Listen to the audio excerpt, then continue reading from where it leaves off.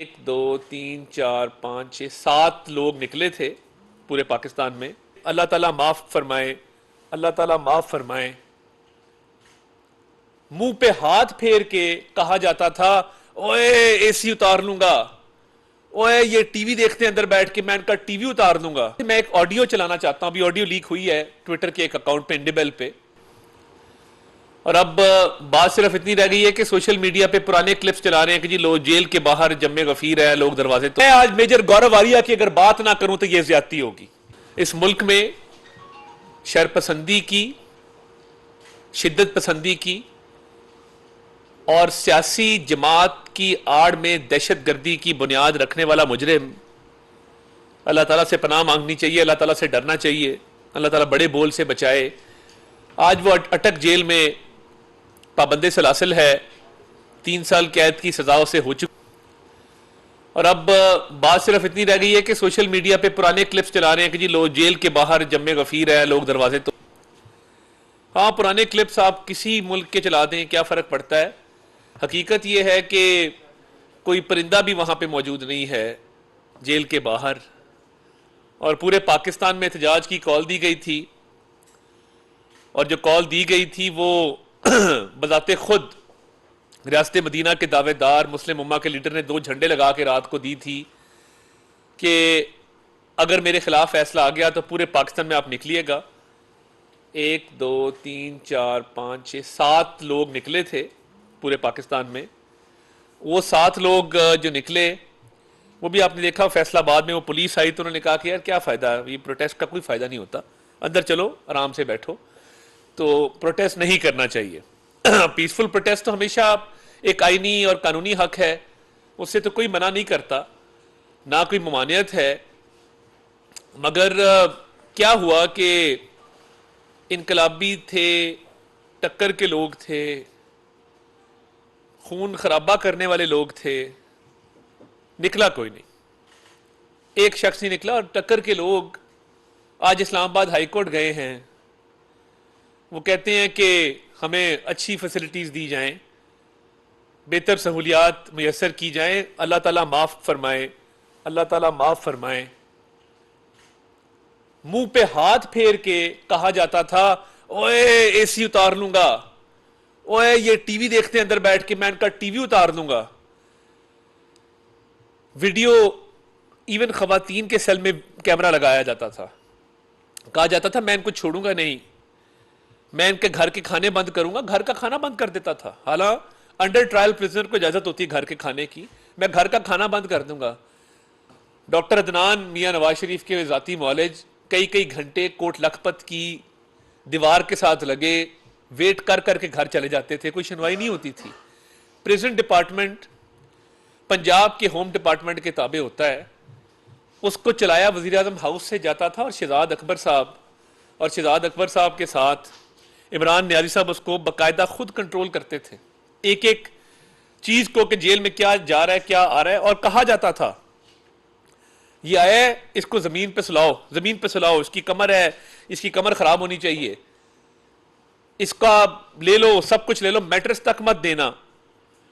تو یہ اللہ تعالیٰ سے ہمیشہ رحم مانگنا چاہیے, اور اللہ تعالیٰ سے پناہ مانگنی چاہیے کہ اللہ تعالیٰ بڑے بول سے بچائے, غرور اور تکبر سے بچائے, اور ایسا انتقام کوئی کسی سے نہ لے جس طرح کا نیازی صاحب نے اپنے سیاسی مخالفین سے لینے کی کوشش کی.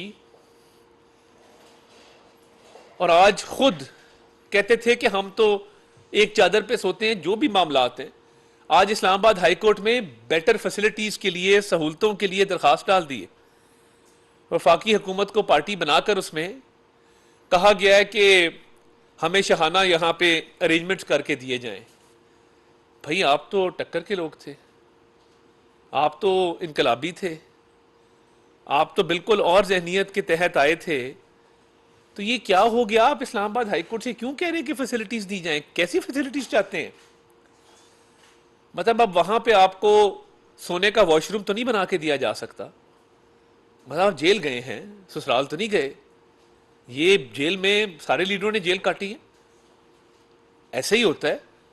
مگر اتنی ابھی 24 گھنٹے نہیں گزرے تو آپ درخواستیں ڈالنا شروع ہو گئے کہ یار بھائی تھوڑا سا صبر حوصلہ کرتے. پوری قوم کو لڑا دیا, پوری قوم کو کہا کور کمانڈر ہاؤس میں حملہ کر دو, گئے چند لوگ مٹھی بھر, مگر آپ تو ٹکر کے لوگ تھے, آپ تو انقلابی تھے, آپ نے تو ریزسٹنس کرنی تھی. آج اٹک جیل کے باہر ایک بندہ موجود نہیں ہے. اللہ تعالیٰ سے معافی مانگ کے کہتا ہوں, پورے پاکستان میں گرفتاری کے رد عمل میں ایک بندہ نہیں نکلا. عدالت کے ہاتھے میں مک گیا تیرا شو نیازی, گو نیازی, گو نیازی کے نعرے تو لگے ہیں, مگر جو آپ نے نفرت کے بیج بوئے تھے آپ نے وہی کاٹا ہے.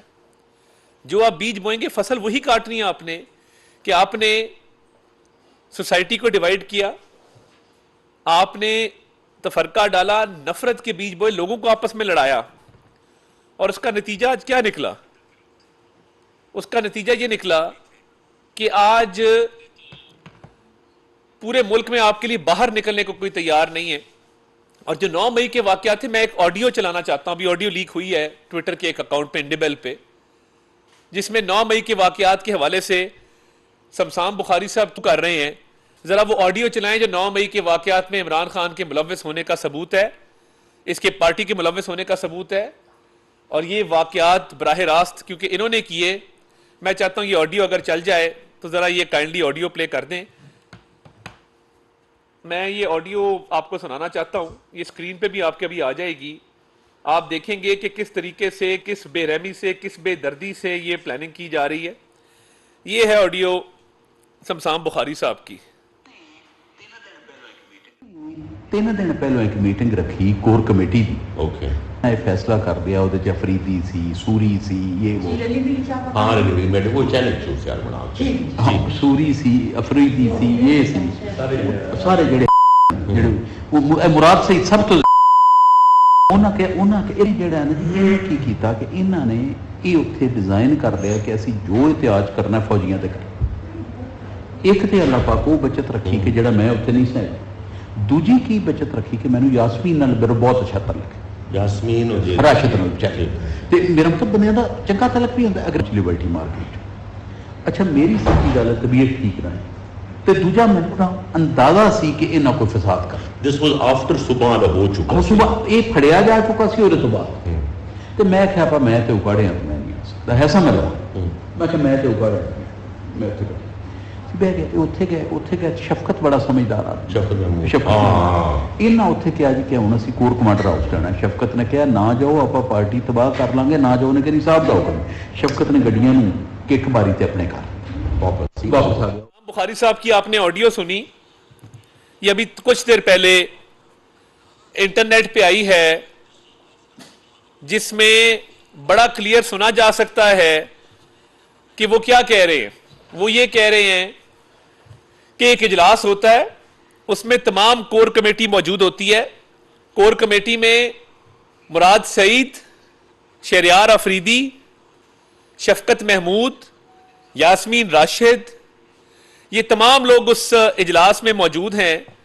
اور تلقین کیا کی جا رہی ہے کہ ہم نے جو احتجاج کرنا ہے وہ فوجیوں کے خلاف کرنا ہے.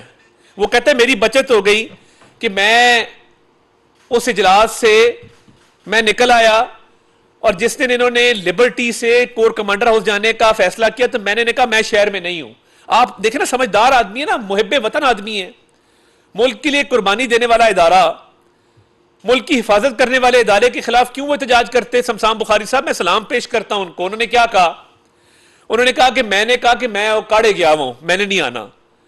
کہتے کہ وہاں پہ زور دیا گیا اور کہا گیا کہ ہر بندہ کور کمانڈر ہاؤس جائے گا, اور کہا گیا یہ صاحب کا حکم ہے. اب صاحب عمران نیازی کے علاوہ کوئی نہیں ہے.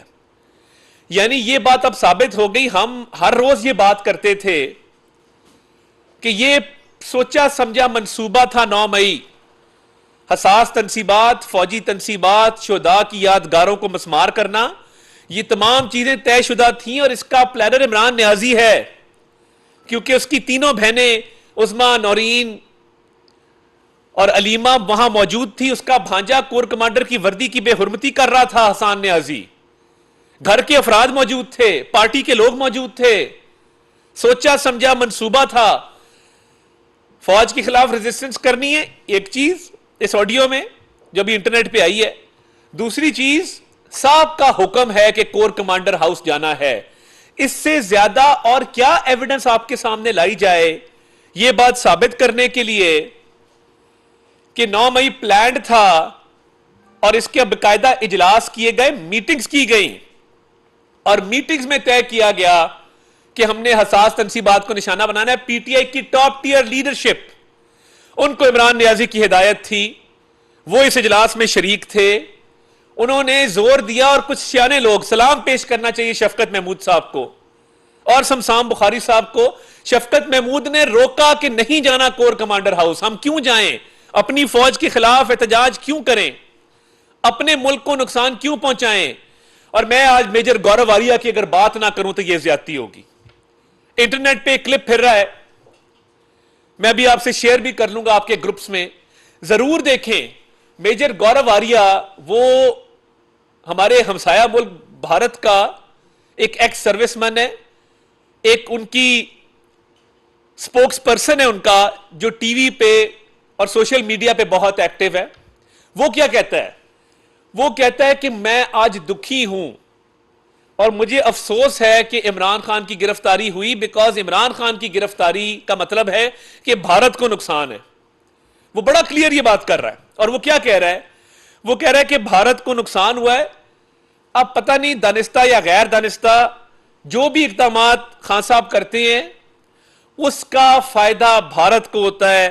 مجھے آج بڑا دکھ ہے، مجھے آج بڑا رنج ہے کہ یہ آج گرفتار ہو گئے، اس کا نقصان بھارت کو ہوگا. آپ اندازہ کریں، یعنی انہوں نے تو خوش ہونا ہی ہے نا. جو شخص اپنی پارٹی کے اجلاس میں کہے کہ فوج پہ حملہ کرو، کور کمانڈر ہاؤس جاؤ، اس کی کور کمیٹی سینئر لیڈرشپ یہ ڈیسائیڈ کر لے، تو اس کا تو گرفتاری کا دکھ بھارت میں ہوگا ہی.